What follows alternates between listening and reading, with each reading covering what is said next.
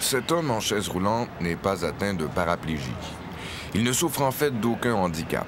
En réalité, Libert Renault est un dresseur de chiens pour handicapés. Il entraîne en ce moment son chien Nika pour qu'il puisse répondre à des ordres très précis. Ce Québécois de 36 ans a développé une nouvelle façon de rendre les handicapés plus autonomes.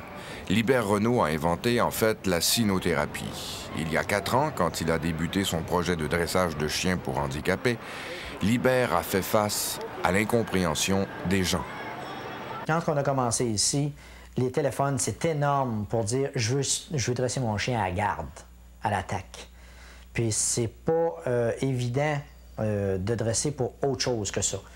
Moi, je voulais prouver qu'un chien peut servir à bien d'autres choses que l'attaque. Le chien peut aider son maître, il peut aider plusieurs personnes. On a depuis longtemps compris l'utilité des chiens pour les aveugles.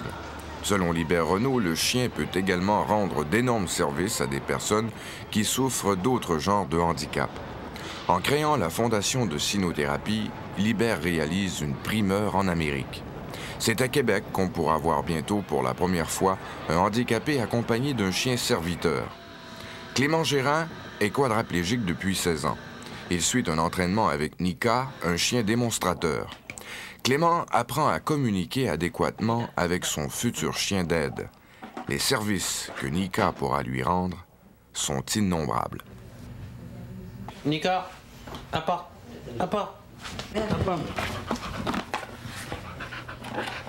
OK, il est beau. Je veux qu'il ramasse un peu de sorte, mais d'affaires, j'échappe des crayons, une feuille de papier, je sais pas, moi, je m'envoie aux toilettes, puis je tombe pied par là, puis à Marlovitz, qui est capable d'acheter mon téléphone sans fil, tu sais, avec le téléphone, tu es capable d'appeler quelqu'un ou de dépanner, tu sais. Le chien d'aide est dressé pour répondre aux besoins particuliers de la personne handicapée. Il doit passer à travers une batterie de tests très rigoureux pour déterminer s'il est en mesure vraiment de pouvoir servir un handicapé. Seuls des chiens de race sont retenus pour le dressage. C'est vers l'âge de 2 mois que le chiot est sélectionné en fonction du type d'aide qu'il devra fournir. Le premier test que Libert Renault fait subir au chien détermine son degré de docilité. Le test, c'est de soulever le chien pour montrer qu'il accepte que son maître le tient en l'air, sans montrer de résistance. Les chiens qui ont été sélectionnés sont placés pendant 16 semaines dans une famille d'accueil pour recevoir un entraînement de base. Commence ensuite le véritable dressage. On conditionne le chien à ce stade à l'obéissance, un comportement essentiel pour que l'animal soit en mesure de répondre aux besoins de la personne handicapée. Les demandes de son maître doivent être précises, fermes, mais sans abus. Non. Couche. Belle fille. Un bon chien d'aide, c'est un chien qui aime à travailler, qui travaille par plaisir et non par obéissance due à un entraînement trop sévère. Lorsqu'on voit un chien qui travaille avec la queue, qui branle, qui est content, c'est un chien qui aime travailler. Vers l'âge de 8 mois, le chien d'aide répond systématiquement aux signes de commandement. La régularité et la fiabilité du comportement du chien serviteur doivent être sans faille. La sécurité de son futur maître en dépend. Certains tests qui servent à vérifier si la formation du chien est adéquate peuvent sembler cruels. Le chien de la cynothérapie doit être capable de résister aux objets dont il raffole. Les consignes du maître sont observées rigoureusement.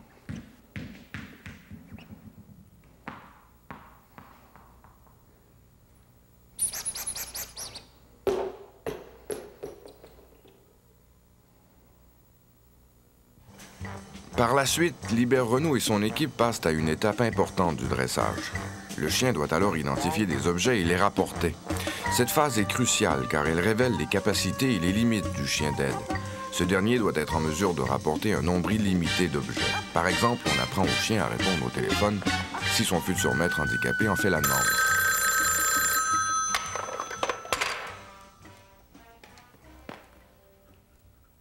Mais pour en venir à rapporter n'importe quoi, c'est pas évident pour le chien. Il y a des matériels que le chien déteste prendre. Le bois, c'est assez facile.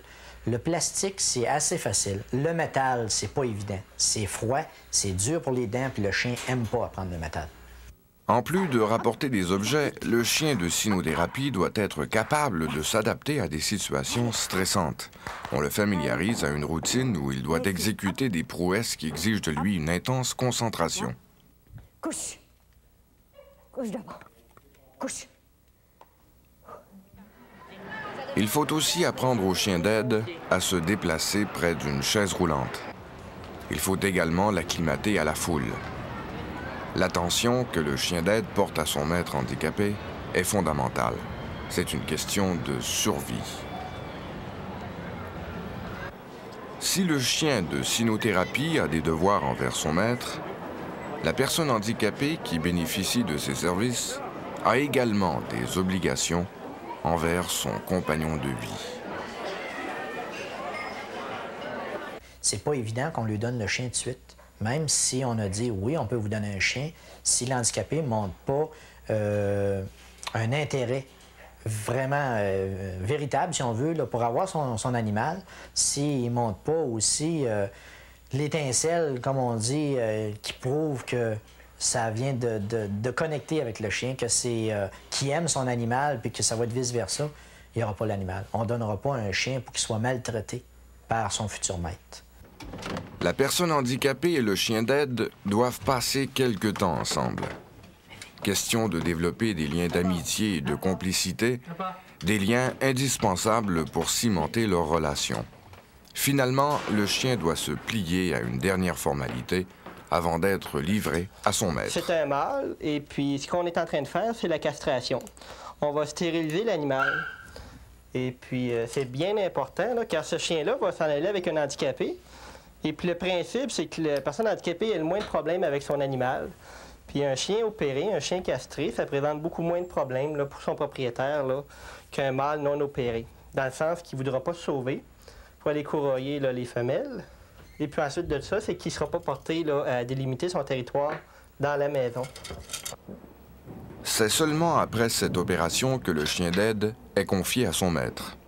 Seuls quelques chiens franchissent avec succès toutes les étapes du dressage.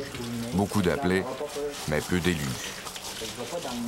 Ceux qui ont échoué poursuivent leur carrière en tant que chiens de compagnie. Pour Libert Renault, ce qui compte avant tout, c'est d'offrir un ami sincère à une personne handicapée. Le chien, c'est un confident. C'est chien d'utilité. Il me rend des services. Il voit pas mon handicap. Il voit pas si il se rend compte quand j'ai de la peine. Il va s'approcher de toi. Il va oublier complètement, même si, mettons, j'aurais l'œil entre les deux yeux, là, dans le front, que je serais carrément pas visible, là, que je me cache du monde. Lui, il voit pas ça. Il voit pas mon handicap. Il voit un maître qui l'aime. En plus des liens d'amitié qui se tissent entre le chien et son maître, Libert a constaté que le chien permet également à la personne handicapée de mieux communiquer avec les gens.